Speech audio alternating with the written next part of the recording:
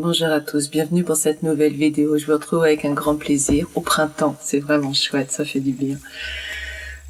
Pour répondre aux questions qui m'ont été posées la semaine dernière, enfin plutôt cette idée de d'avancer sur le recevoir, je voudrais poser quelque chose qui me paraît important. C'est sur la façon de travailler. Pour se libérer, pour aller vers l'abondance, nous avons plusieurs voies d'accès. La première voie d'accès, c'est de nettoyer, de supprimer les programmes, c'est-à-dire les croyances limitantes qui nous empêchent d'accéder à l'abondance. L'abondance, c'est naturel. C'est si je suis dans des hautes vibrations d'amour et que je retire les programmes à l'intérieur de moi, tout m'arrive. Tout ce que je désire m'arrive. Si je suis vraiment très haute en vibration, je suis plus sur Terre, parce que la Terre se limite à un certain niveau vibratoire, et on sait que dans l'au-delà, par rapport à tous les témoignages qui nous sont transmis de moult façons, que la pensée crée, dans la seconde qui suit, ce que l'on projette. Aussi simplement que ça. Ici, nous sommes dans un monde matériel qui est lourd, donc notre pensée a beaucoup moins d'impact.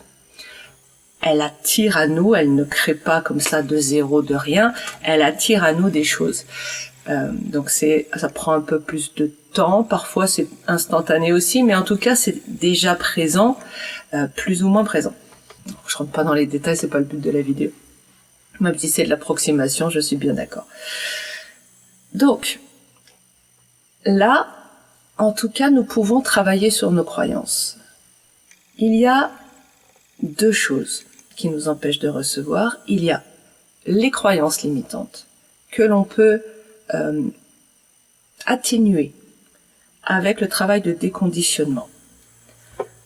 Ces programmes sont toujours présents en nous, mais ils sont inactifs. Nous arrivons à les désactiver parce que quand ils se mettent en marche, nous n'allons plus dans ce sens-là.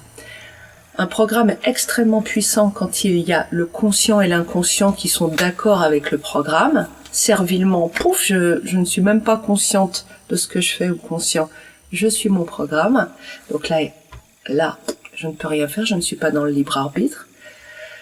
Il y a ensuite, quand vous travaillez, vous pouvez arriver à ce que votre conscience se détache de ce programme et va pouvoir, lui, exercer un contrôle sur l'inconscient. Et puis, si vous arrivez à nettoyer un certain nombre de croyances, parce que le problème, c'est qu'une croyance est liée à plusieurs choses. C'est pour ça que je parle souvent de racines de ronces, c'est-à-dire que c'est pas une croyance et hop, un pan de vie qui se nettoie, c'est tout est entremêlé en fait, comme dans un jardin de ronces où il faut bien déterrer partout pour qu'à un moment donné on puisse retirer une grosse masse qui va libérer un pan de votre vie. Donc c'est pour ça que ça prend du temps aussi, parce que c'est interconnecté, c'est comme un peu une immense toile d'araignée. Donc il y a du taf, mais ça se libère. Ça, je peux vous l'assurer, ça se libère. Mais les programmes restent actifs. Donc ils vont être rappelés par les événements extérieurs, et si vous avez bien nettoyé, simplement vous ne réagirez plus à ce programme.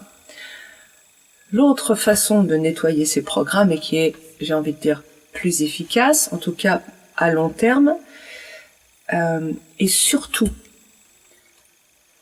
le déconditionnement mental, c'est très efficace en ce qui concerne des choses mentales.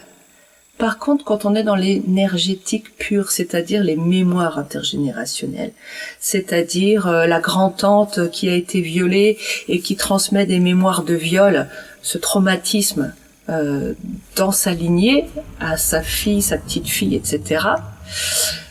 Ça, mentalement, vous avez beau travailler dessus, ça ne nettoiera pas la chose. Le travail énergétique de Gilbert Bruand, dont je vous parle assez souvent, parce que c'est un être éveillé qui travaille sur moi depuis quelques années maintenant, et qui m'a permis d'aller vers le paradis, quoi, tout simplement, de passer de l'enfer au paradis. Je travaille aussi de mon côté, soyons clairs. Mais voilà, les deux conjointement, ça m'amène là où je suis maintenant, c'est-à-dire avec beaucoup de joie à l'intérieur de moi chaque jour. parce qu'il y avait du boulot. Donc, lui, il nettoie, il supprime totalement les mémoires intergénérationnelles. Donc, il y a des moments où vous avez travaillé, ça n'avance pas. Ça n'avance pas parce que c'est du karma, c'est de la mémoire énergétique. Et là, à un moment donné, vous pouvez pas avancer plus loin. Bon. Donc, c'est bien de mélanger les deux, c'est bien efficace. Aujourd'hui, je vais vous parler de la troisième méthode. Alors, pour l'instant, voici ce que je vois. Peut-être qu'un jour, je vous dirai, il y en a 36 méthodes, mais là, aujourd'hui, je vais vous parler de la troisième. Je suis en train de relire Lise Bourbeau, que vous connaissez peut-être. Je vous remettrai les coordonnées sous les commentaires, enfin, dans les commentaires, dans la présentation de la vidéo. Je rappelle pour ceux qui me regardent sur un téléphone que si vous cliquez sur le titre de la vidéo, vous aurez la présentation de cette vidéo, avec donc tous les éléments. J'ai une présentation type, parfois je rajoute des choses quand je trouve que j'ai oublié de vous dire des éléments ou quand j'ai comme là des références à vous donner. Donc Lise Bourbeau, son message qui résonne énormément en ce moment parce j'expérimente, c'est la notion du pardon. Quand il y a un réel pardon, sans travailler sur ses croyances, quand il y a un réel pardon, il y a quelque chose qui se passe, comme si, je ne saurais pas encore l'expliquer pour l'instant, c'est comme si la mémoire, intergénérationnelle ou le programme rencontrait du vide. C'est comme si les connexions ne se faisaient pas, il ne peut plus intervenir. Et il y a aussi une libération de la négativité qui se nourrit, elle, à travers la souffrance engendrée par tous ces programmes, bien sûr. Et je sens quand il y a pardon, que cette négativité s'affaiblit. Et ça, c'est extraordinaire. Même si elle est très devant pour moi en ce moment, parce qu'elle lutte pour sa survie, donc voilà, j'ai les yeux noirs, je suis gonflée, c'est compliqué, le sommeil aussi, mais ça avance beaucoup, donc c'est l'ultime résistance quelque part. Enfin, j'espère que ça va pas durer des années d'ultime résistance, mais bon, ça avance. Le lâcher prise, c'est la même chose que le pardon.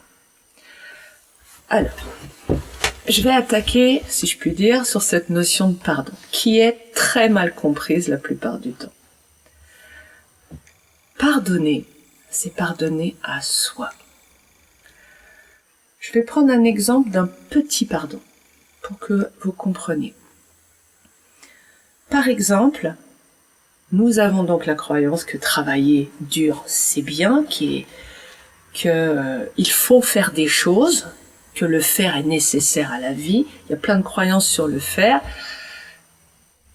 Imaginons que aujourd'hui, j'ai comme d'habitude une liste de 40 choses à faire et non, j'ai vraiment pas envie et je prends un moment pour moi. Ok, et ma liste n'a pas avancé ou très très peu et je vais peut-être devoir faire plus les jours qui viennent. Le pardon, c'est accepter que oui, je ne suis pas parfaite. Oui, je suis juste un être humain et que oui, là, j'ai fait autre chose que suivre une règle, suivre le mental. À partir de là, si vraiment j'accepte que oui, j'ai le droit d'être un être humain, d'avoir des hauts et des bas, d'être imparfaite. Si vraiment j'accepte ça, il y a quelque chose qui lâche et j'arrive dans la sérénité. Le pardon, c'est un état d'être. Ce n'est pas une action à faire. Ce n'est pas quelque chose à dire. On va parler du pardon de l'autre, de soi, etc., tout ce qu'on entend derrière. Mais comprenez, une notion très importante, le pardon, c'est être en paix à l'intérieur de soi. C'est lâcher la guerre, lâcher la résistance. Quand je lâche la guerre et la résistance, en fait, je passe d'un état de négativité à un état d'amour. Donc j'arrête de nourrir ma négativité, qui est pas contente d'ailleurs, mais j'arrête de la nourrir et je me sens rempli de joie, rempli d'amour. Il y a c'est pas grave. Ça lâche, la tension lâche et le cœur s'ouvre. Et à partir de là, tout va bien, puisque de toute façon, c'est la seule chose dont nous avons besoin. Je rappelle quand même que recevoir, je voudrais recevoir plus. Non, nous ne voulons pas recevoir plus. Ce que nous voulons au plus profond de nous-mêmes, c'est être heureux. Et comme je l'ai déjà dit, comme exemple, si je gagne des milliards et que je suis seule sur une île déserte à rien pouvoir en faire, on s'en fiche. Ou si je gagne des milliards et que je sois malheureux comme Pierre parce que ma vie est pourrie même si j'ai des milliards, c'est pas les milliards que je veux. Ce que je souhaite au plus profond de moi, c'est être heureux, rempli d'amour pour moi. À la fin de ma vie, ok, j'ai des milliards. Par contre, je suis heureuse de la vie que j'ai menée et de ce que j'ai réussi à atteindre comme état. C'est pas la même sensation. C'est important de replacer ça. Votre recevoir ne vous rendra pas heureux ou heureuse. Être heureuse vous permettra de recevoir. C'est pour ça que nous allons travailler sur le pardon dans les vidéos qui viennent pour encore et d'une autre façon essayer de déblayer un petit peu notre jardin intérieur de ronces et avancer vers la lumière et la concrétisation de nos souhaits. Le pardon est un état d'être, de lâcher prise. Ok. Le problème, c'est que nous n'avons pas conscience de nos croyances qui font que nous nous accusons, nous culpabilisons, que nous sommes en colère contre nous-mêmes. Parfois, nous sommes dans la conscience, mais je vous rappelle que nous n'y sommes que 10 minutes par jour. Donc tout le reste du temps, ce sont nos programmes inconscients qui nous mènent. Comment prendre conscience de nos programmes inconscients pour pouvoir les pardonner à un moment donné, me pardonner, il va falloir que je prenne conscience. Petite précision, en fait grosse précision. De quoi j'ai à me pardonner? En fait d'une chose, de ne pas écouter mon mental. Nos programmes sont mentaux, c'est un pilotage mental qui est comme un petit diable au-dessus de mon épaule en train de dire c'est comme ça la vie, c'est ça que tu dois faire. Et si jamais tu fais pas ça, le fouet. Et on vit comme ça. Et là, de ce côté-là, il y a un petit ange, un petit être intérieur peut-être, surtout, la petite âme qui est là, qui dit, moi je voudrais juste vivre. Je voudrais juste être dans l'amour. Je m'en fous, moi, de ce que je fais. Je m'en fous d'avoir. Je m'en fous de recevoir. Je veux juste être bien. Non, tu fais ce que je dis. C'est un peu schématique, mais c'est vraiment une base. Et quand je me pardonne, qu'est-ce qui se passe concrètement? C'est que la voix du mental, qui a le pouvoir, qui est au-dessus, on suit les règles, on fait ce que le programme dit, ça c'est bien, ça c'est mal. Alors je vous rappelle que cette voix-là, le programme, c'est manipulé au départ par notre négativité, dont le but est la souffrance, pour se nourrir de nos émotions négatives. Or, pour être sûr de se nourrir, il faut qu'on souffre. Le programme mental nous amène à souffrir, et comme il faut surtout pas qu'elle n'ait plus à manger, cette négativité, eh bien, elle a trouvé à se nourrir. Si on ne suit pas le programme, ça s'appelle la culpabilité. Donc souffrance quand je fais, souffrance si je fais pas. Le pardon, c'est pouvoir à un moment donné que l'être intérieur dise, bon, tu te tais. Je ne suis pas le programme, je vais faire ce qui est juste pour moi et je vais accepter ça sans me faire souffrir. C'est-à-dire que le pardon, c'est un refus de la souffrance intérieure, c'est un refus de la flagellation. C'est un endroit où je suis en paix, où mon cœur est ouvert, où j'accepte de m'aimer inconditionnellement. Tout ça, c'est le même endroit. Quand il n'y a pas de violence envers moi, automatiquement, je bascule dans l'amour inconditionnel. Sauf que lui, il est très très fort. Deuxième chose.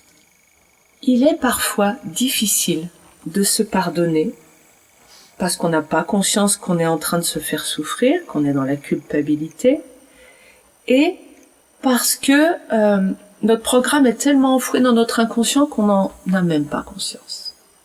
C'est pour cela. Et j'en ai déjà parlé dans une vidéo il y a fort longtemps. Je ne sais pas si je la retrouverai, je vous mettrai les coordonnées. Mais c'est cette idée que développe très bien Lise Bourbeau, que l'autre, en fait, est là. C'est notre maître, c'est notre miroir. Il est là pour nous montrer nos programmes. Alors, clairement, les critiques que je peux avoir envers quelqu'un. Donc, je vais prendre un exemple. Imaginons que j'ai un père violent. Imaginons. C'est quelque chose qui peut me poser problème, me perturber ou pas du tout. C'est une question de comment je me sens ici. Si ça me perturbe, en fait, si ça me pose problème, si je lui reproche ça, ça veut dire que je ne pardonne pas la violence à lui. D'accord ? Si je suis dans l'acceptation qu'il est violent, que je l'aime quand même, il n'y a pas de problème. Alors je fais l'aparté très très important, là tout de suite. Pardonner, c'est pas laisser faire. Pardonner, c'est avoir un état d'être en paix. Dès qu'on parle de pardon à quelqu'un, les gens s'imaginent que ah bon alors voilà faut que je me laisse taper dessus par mon père ou insulter par mon conjoint ou diminuer devant mes copains par ma femme voilà c'est ça pardonner. Non, absolument pas. Pardonner, c'est se mettre en paix avec ce qui est et agir à partir de cette paix, c'est-à-dire je suis en paix avec mon père sur le fait qu'il soit violent. Par contre, quand il lève sa main sur moi, je te préviens, si tu lèves ta main sur moi une fois de plus, j'appelle la police, on ira en justice, il est hors de question que tu me retouches un jour. Je suis en paix. Ok, je veux pas le changer, il est comme ça, très bien. C'est son problème, c'est pas le mien. Le mien, c'est d'arriver à faire la paix avec le fait d'être violent. Je vais vous expliquer. Mais donc, comprenez, je suis en paix et je fais à partir d'un endroit où je suis alignée. Quand je suis, j'en ai déjà parlé pas mal de fois à un moment ça, quand je suis alignée, j'ai des actions efficaces. Parce que je suis dans mon néocortex, je peux prendre des décisions justes et pertinentes. Quand je suis dans le cerveau reptilien de l'émotivité, de la réactivité, ouais, mais c'est pas normal que de se faire frapper par son père. Ça veut dire que je suis, comme enfant, je suis nulle, que voilà, et puis de toute façon, toute ma vie, ça sera ça, et puis je vais m'en aller, je vais me jeter sous un pont, enfin, sous un train, ou me jeter du haut d'un pont, enfin, voilà, on part dans des délires, des scénarios imaginaires, on se raconte des histoires, on n'est plus là. On n'est plus dans le présent, on est parti. C'est-à-dire que la négativité, on a profité pour nous emmener dans un scénario qui nous fait souffrir pour se nourrir. Mais là, je ne peux plus rien faire puisque je ne suis plus moi. Je suis pilotée. Encore par ma négativité, dans un délire. J'agis pas. Quand j'agis, j'agis. Et pour agir, faut être là, présente, à l'instant. Bon, ça c'était les normes, deuxième aparté, ou troisième, je ne sais plus. J'en reviens à cet exemple. Le père est violent. Ok. Ça veut dire quoi, pardonner à son père? En fait, c'est pas à votre père que vous allez pardonner. Votre père vous montre que chez vous, il y a un programme qui dit la violence est impardonnable, inacceptable. Elle vous dérange chez l'autre. Si elle vous dérange chez l'autre, ça veut dire que ce programme existe. Elle vous dérange partout, y compris à l'intérieur de vous. Ça veut dire que vous ne vous autorisez pas la violence. Là, je sais qu'il y en a parmi vous qui se disent « Ah bah oui, mais c'est mal ». On ne s'occupe pas de notion de bien ou de mal. Simplement constatez qu'il y a quelque chose que vous ne vous autorisez pas. Ça veut dire que vous allez utiliser dans votre vie des stratégies qui vont vous interdire la violence dans vos rapports. Parfois, la violence, si quelqu'un vous attaque, elle va être nécessaire. Parfois, la violence, elle va vous permettre de vous dresser, ne serait-ce que ça, et de taper du poing sur la table. Je dis pas qu'il faut taper les gens. Je dis simplement que sur ce qu'on appelle la violence, que vous appelez la violence dans votre tête, en fait, c'est un concept qui est tellement large qu'il y a toute une palette de comportements possibles que vous allez vous interdire. Ouais, c'est ça la phrase à peu près française. Vous allez tout vous interdire. Ça donne quoi, concrètement, comme stratégie? Quand je m'interdis toute violence à vie avec qui que ce soit. Eh ben, si un chien m'agresse, par exemple, je me laisse faire. Je fais « Oh mon Dieu, au lieu d'être dans la violence et d'avoir, par exemple, de hausser la voix. Ah oui, c'est violent. Ça fait partie des comportements que vous pouvez inconsciemment juger comme violents. Donc vous n'oserez pas élever la voix. Ah bah si j'ose pas élever la voix, eh ben oui. Je vais passer dans quelque chose où je me laisse faire peut-être, où je joue le rôle de la gentille ou du gentil. Pour pas être dans la violence, je préfère prendre sur moi, je préfère me sacrifier. Je préfère me sacrifier parce que je ne me pardonne pas le fait d'être dans la violence. À partir de là, l'idée c'est pas de devenir violent, mais c'est d'accepter que la violence est liée à l'humain. C'est de comprendre que si vous interdisez à votre père d'être dans ces comportements-là, vous les interdisez, vous, mentalement, êtes dans la violence vis-à-vis de votre père, et vous êtes dans la violence vis-à-vis de vous, alors que vous croyez ne pas y être. J'espère que je suis pas en train de vous perdre là, parce que c'est simple, mais c'est subtil. Laissez tomber cette deuxième partie si c'est un peu trop compliqué.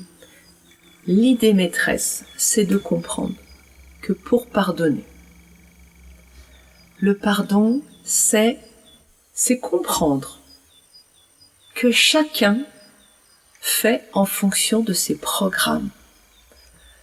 C'est que personne ne veut vous faire du mal personnellement. Non, c'est jamais à vous. C'est-à-dire que si on vous retire de la scène et qu'on met quelqu'un d'autre, la personne en face aura le même comportement.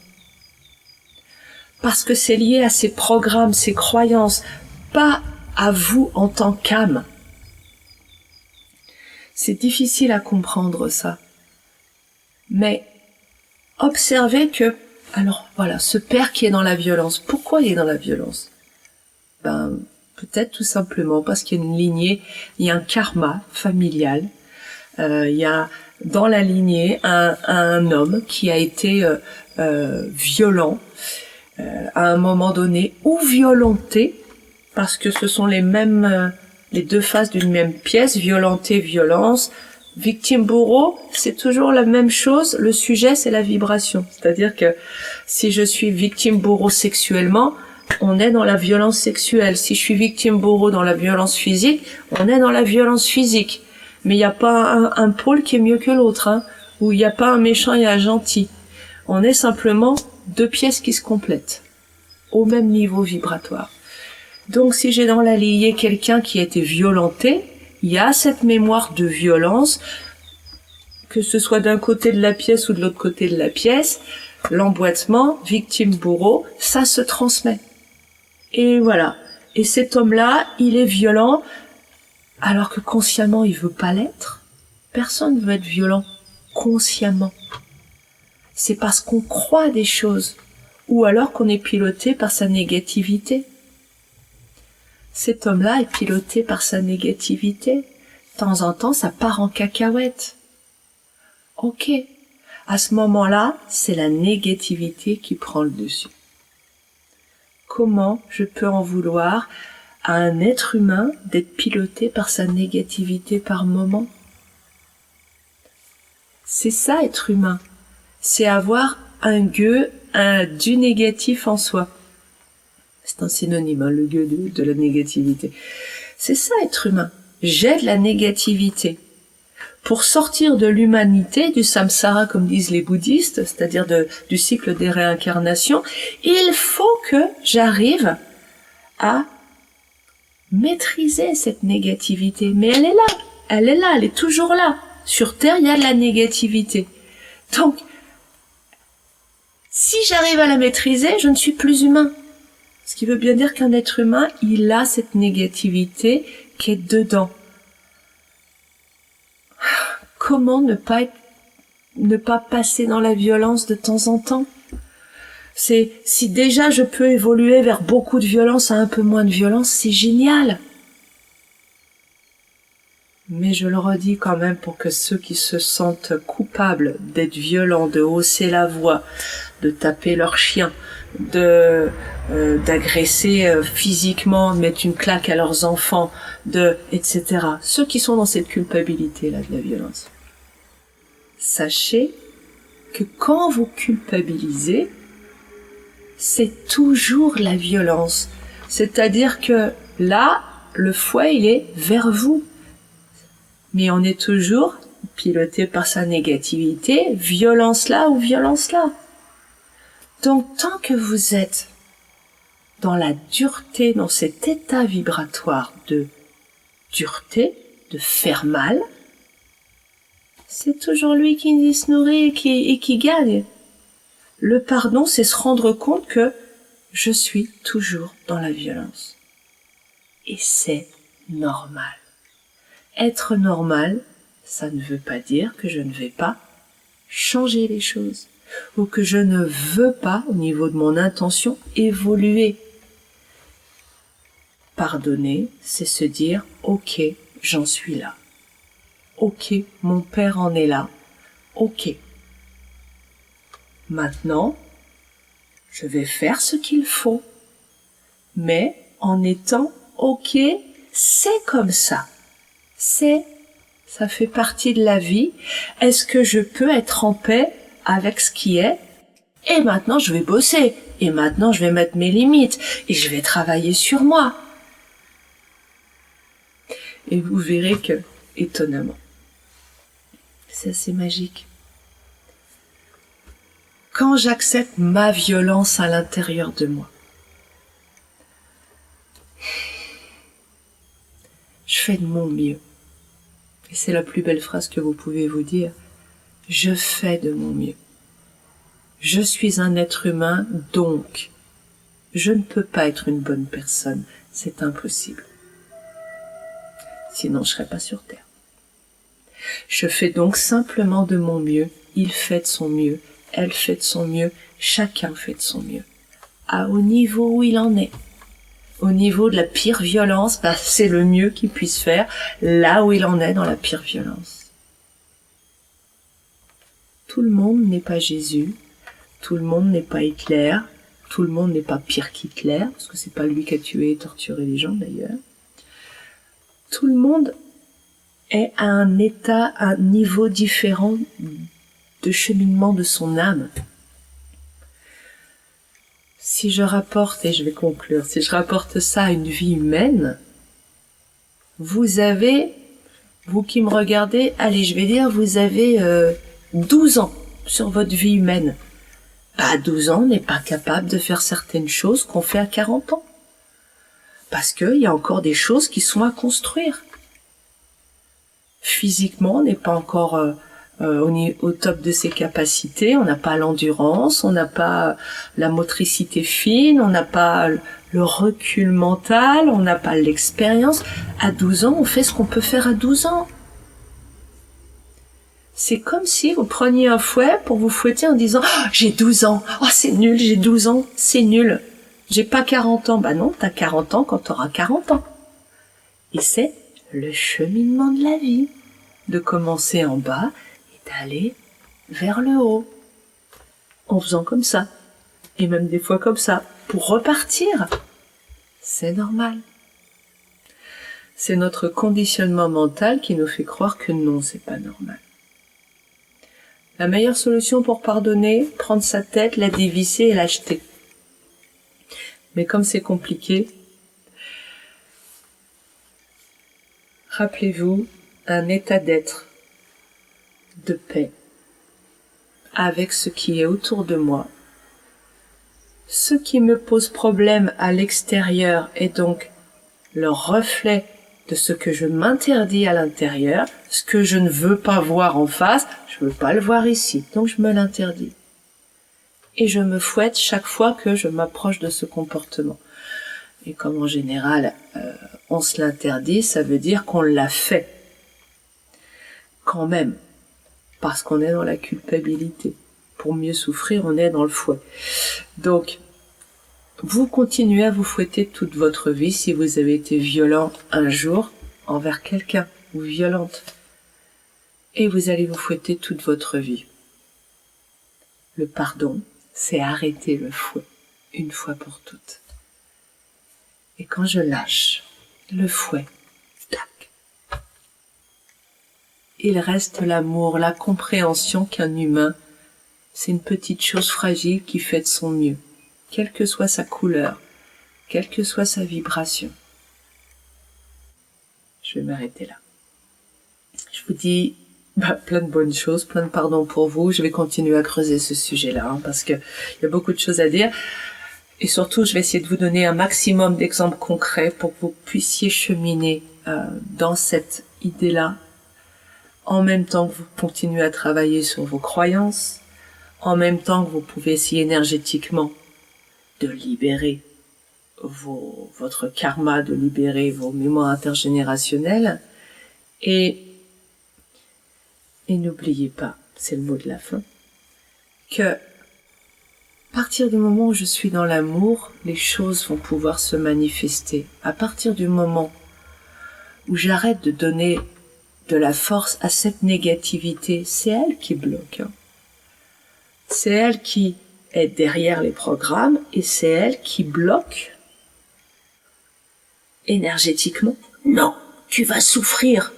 Si je crois que ma joie, mon bonheur passe par recevoir l'abondance, effectivement, elle va me bloquer là. Elle va me bloquer là où justement j'ai envie d'aller. Parce que comme ça, elle me nourrit. Plus vous allez pardonner à vous-même. Et je reparlerai du pardon à l'autre. Mais pour l'instant, plus vous allez pardonner à vous-même, plus ça va perdre de sa force par rapport à votre petit être intérieur ici. Ça va perdre de sa force, ce qui fait qu'à un moment donné, l'être intérieur peut faire entendre sa voix. Et tout arrive. Très belle semaine à vous. À bientôt.